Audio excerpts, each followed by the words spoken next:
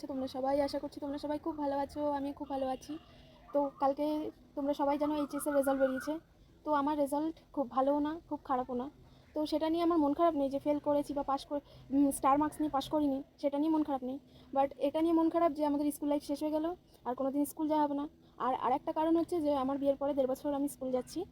তো এখন বিয়ের পর যে এইচএসের রেজাল্ট হয়ে বেরিয়ে গেল, আমি তো ভেবেছিলাম ফেলই করে যাব।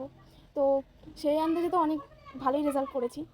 আর বাপের বাড়ি আসা এখন কম হয়ে যাবে আস্তে আস্তে, কারণ সব পুজো তো আমাদের ওই কলকাতার দিকেই হয় বেশি, কলকাতার ওই দিকেই ঘোরা হবে। আর জামাই ষষ্ঠীতে হয়তো আসা হবে।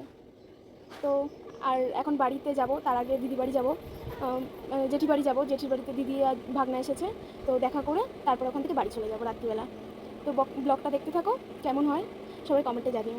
আর একটা কারণ হচ্ছে বাপের বাড়ি নাও আসার, ওটা হচ্ছে মা কাজে চলে যায়, বাবা কাজে চলে যায়, ভাইয়ের পড়া নিয়ে ব্যস্ত এখন, ওই কারণে আসা হবে না। তো মা যদি ছুটি করে, বাবা যদি ছুটি করে, তখনই আসা হবে। মা ফোন করে ডাকলে বা মা বললো যে আয়, মা যদিও বা রাতে চলে আসে, তাও যে সারাদিনটা মন খারাপ যে মা নেই, ঘর ফাঁকা, আমি একা এসে কী বা করবো, ওই জন্য এখন আসা কম হয়ে যাবে। ওই হয়তো 6 মাসে 9 মাসে একবার আসবো, দুবার আসবো। বেরিয়ে পড়েছি, চলো।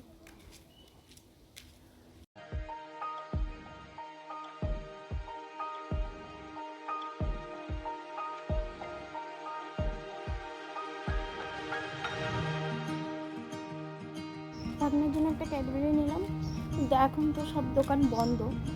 ও ভেবেছিলাম অন্য কিছু নেব, তো দোকান বন্ধ, আর কি করবো, একটা ক্যাডবেরি নিয়ে নিলাম। অটোতে উঠে পড়লাম, যাব হচ্ছে কালীনগরে। তো চলো দেখতে থাকো ব্লগটা।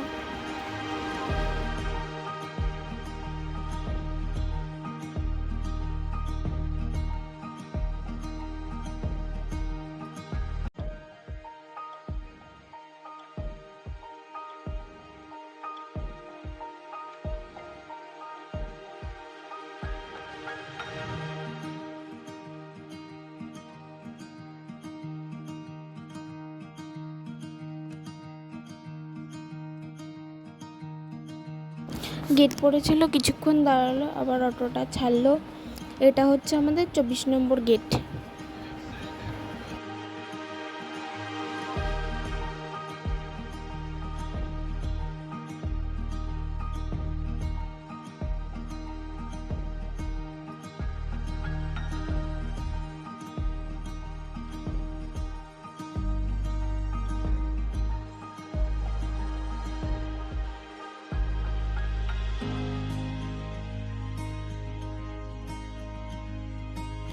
অটো থেকে নেমে পড়েছি, যাচ্ছি হেঁটে হেঁটে জেঠির বাড়িতে। এখন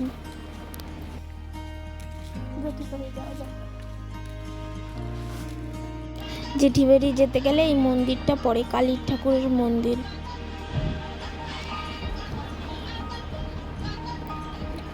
চলেই এসেছি, এই গলিটা ঘুরলেই একটা বাড়ির পরেই দিদির বাড়ি।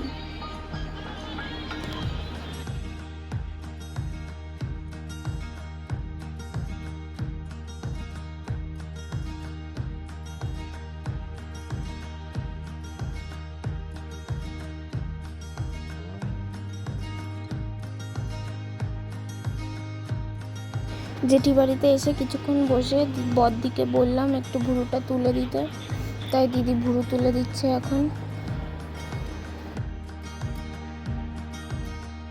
তারপরে তো ছর্দি আর ছর্দির মেয়ে এসেছিলো, দুজনে মিলে ভাগনা আর ভাগ্নি দোলনায় চড়বে বলে দেখো দিদিকে কীরকম জ্বালাচ্ছে, ঘুমাতে দেয়নি দুপুরবেলা, আর ওই করছে দুজনে। ছর্দিকে জ্বালাচ্ছিল বলে ছর্দি জানলা দিয়ে বেরিয়ে গেছে, দুটো দরজা আটকানো, বেরোতে পারছে না, তাই ভাইকে ডাকছে, ভাই বার করে দেবে, মামা মামা বলে ডাকছে খালি। আর ভাগ্নি দেখো ভাগনার প্যান ধরে টানছে, তুই আগে ওঠ তারপরে আমাকে তোল। ওই দেখো কী করছে দুজনে মিলে। তারপরে দিদি বাড়িতে চা খেয়ে স্টেশনে চলে এলাম। তারপরে তার মধ্যে জুতো ছিঁড়ে গেছে, জুতো কিনলাম। তারপর ট্রেন ঢুকে গেল, ট্রেনে উঠে পড়লাম। বাড়ি যেতে যেতে ওই 9:30 বাজবে, 9টা 9:30 বাজবে হয়তো। যাই দেখি কত তাড়াতাড়ি যেতে পারি।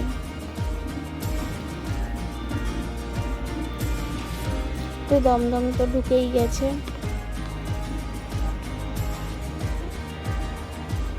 বিধাননগর নামবো, বেশিক্ষণ আর লাগবে না।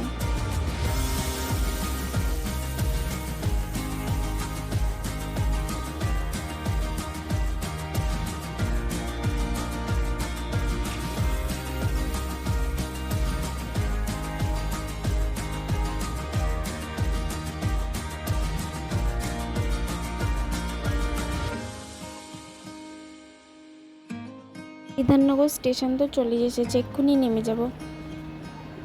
কালকে বাড়ি এসে আর ভিডিওটা কন্টিনিউ করা হয়নি, তারপরে বৃষ্টিতে আটকে গেছিলাম, ঝড় বৃষ্টি হচ্ছিল, কিছুক্ষণ দাঁড়িয়েছিলাম। বাড়ি আসতে আসতে প্রায় ওই 9:30 মতন বেজে গেছে। তারপরে এসে আর ইচ্ছা করেনি, তার মধ্যে জুতো ছিঁড়ে গেছে, জুতো কিনলাম। ভিডিওটা আর কন্টিনিউ করা হয়নি। তো সবাই ভালো থাকবে, সুস্থ থাকবে, সাবধানে থাকবে। আবার একটা নতুন ভিডিওতে সবার সঙ্গে দেখা হবে। সবাই ভালো থাকবে, সুস্থ থাকবে, সাবধানে থাকবে। আবার আসবো একটা নতুন ব্লগে। ততক্ষণের জন্য টাটা, বাই।